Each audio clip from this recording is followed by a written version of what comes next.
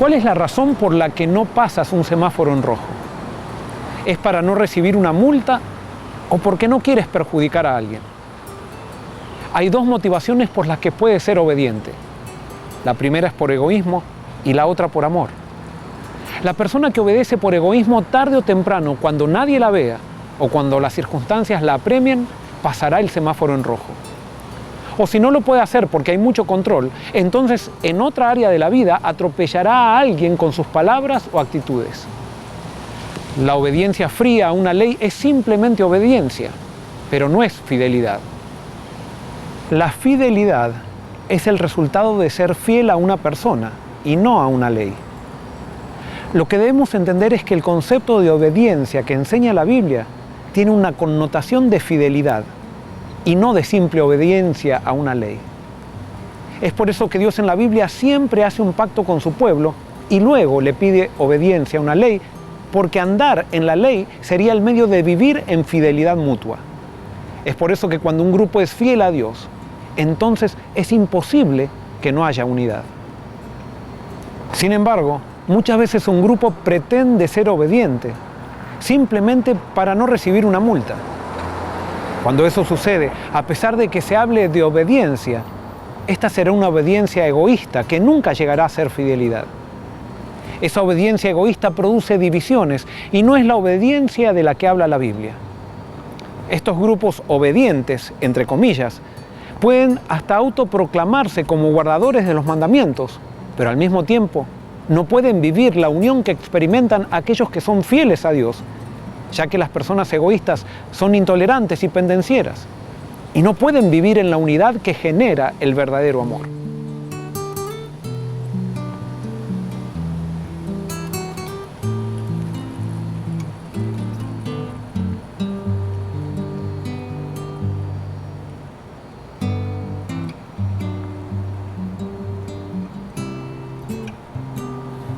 El pueblo de Dios, en su historia, tuvo muy pocos pasajes donde vivió en fidelidad. Cuando fue fiel, experimentó paz, armonía y prosperidad. Sin embargo, la fidelidad, cuando dejó de ser alimentada por una relación personal con Dios, se redujo a simple obediencia.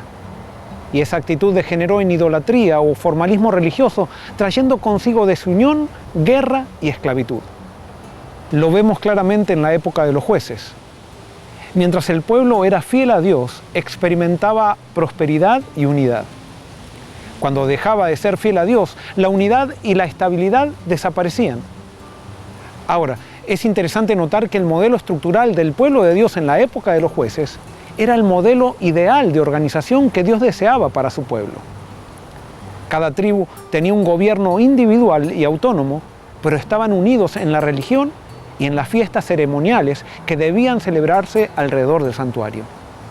O sea que el poder administrativo no era centralizado ni jerárquico, iba de abajo hacia arriba. Esto los hacía estar dispersos y a la vez unidos. Cuando el pueblo pidió cambiar el modelo de los jueces por un modelo monárquico centralizado, Dios denunció claramente que lo estaban rechazando a él.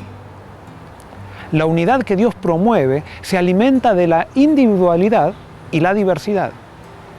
El hombre siempre busca aglutinar, jerarquizar y controlar. Entonces, ¿dónde estuvo el problema en la época de los jueces? En los levitas. Ellos tenían como misión instruir al pueblo en los principios divinos y en los rituales del santuario que señalaban al Mesías. Cuando ellos dejaron de cumplir su ministerio para reemplazarlo por una búsqueda de una herencia personal, fue que el modelo comenzó a debilitarse. El profeta Samuel hizo lo que los levitas tendrían que haber hecho, instruir al pueblo. Eso como resultado trajo reavivamiento, unidad y armonía como nunca antes. Sin embargo, Satanás se las arregló para que ese modelo cambiara y como resultado se hiciera una monarquía centralizada y jerárquica.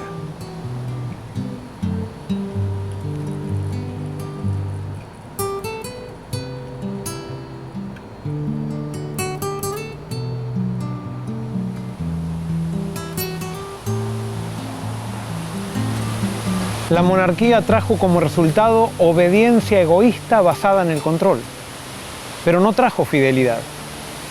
Es en ese contexto que nos encontramos con la historia de Roboam. Salomón, su padre, al dejar de ser fiel a Dios, se interesó más en la prosperidad del reino que en la prosperidad de las personas. Eso es lo que siempre pasa cuando se deja a Dios de lado. Las personas pasan a segundo plano y lo que más interesa son los proyectos, los objetivos y los informes que revelan progreso institucional. Cuando las personas dejan de ser lo más importante en una organización, se genera un estado de cosas que tarde o temprano causará una división o un cisma. Si analizamos cuál fue el factor de la división del reino de Israel, fue el orgullo y la inmadurez del rey Roboam. La inmadurez de las personas que están lejos de Dios les hace pensar que por la fuerza van a conseguir las cosas. Si bien el poder de la coerción y la fuerza pueden lograr conductas de sumisión, nunca alcanzarán al corazón. Por lo tanto, donde haya coerción y fuerza, es imposible que se logre verdadera unidad. La verdadera unidad se da por transformación espiritual que solamente se puede experimentar en intimidad con Dios.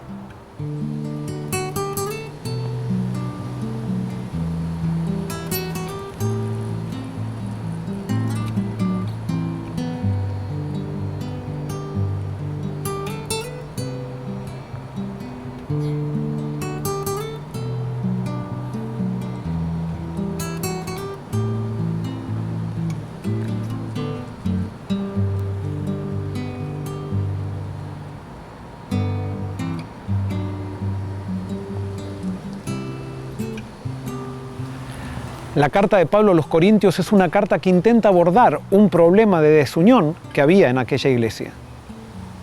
¿Por qué la iglesia estaba desunida?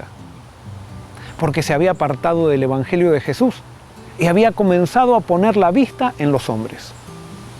Como resultado de esa actitud vino el orgullo, y con el orgullo comenzó la división. Hay algo que debemos todos entender, y es que el objetivo de la predicación, el discipulado, la obra del Espíritu y de la obra de Jesús es que un ser humano se haga consciente de su orgullo y como resultado entonces se entregue a Jesús. Es viviendo en Jesús y entendiendo su obra que podremos experimentar la liberación de nuestro orgullo, que viene como resultado de la transformación espiritual. La unidad será el resultado de nuestra fidelidad a Dios. Cuando somos fieles a Dios, la fe anula al orgullo y cuando eso sucede, hay verdadera unidad. Por otro lado, podemos ser obedientes a los 10 mandamientos sin ser fieles a Jesucristo, como en el caso del joven rico. Pero, ¿cómo sabemos si alguien es fiel u obediente? El fiel siempre será manso como Jesucristo. El que simplemente es obediente está dominado por el orgullo y entonces rebaja a los otros, humilla a los demás, critica, lucha por sus derechos, trata de imponerse sin esperar en Dios, persigue y controla a las personas, destruyendo así la unidad. Jesús dijo, por sus frutos los conoceréis.